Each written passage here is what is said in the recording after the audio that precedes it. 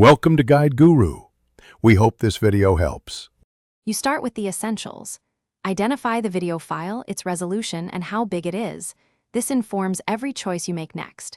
Once done, pick an encoder, H.264 for compatibility, H.265 for smaller files if your device supports it, and open your tool of choice like Handbrake, VLC, or FFmpeg.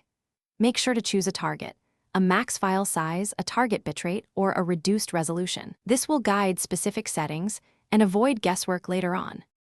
Now you configure the meat of the job.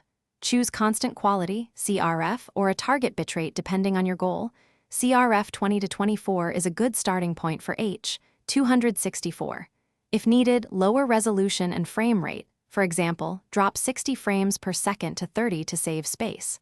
Once you decide bitrate targets, run a 2-pass encode for steady quality. Also, compress audio, AAC at 128 to 192 kbps. To regain, you're at final export.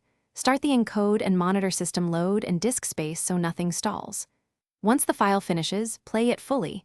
Check audio sync, visible artifacts, and whether it meets your size or bitrate goal. If something looks wrong, blocky areas, or bad audio, adjust CRF, bitrate, or try a different preset, then re-encode a short test clip to verify.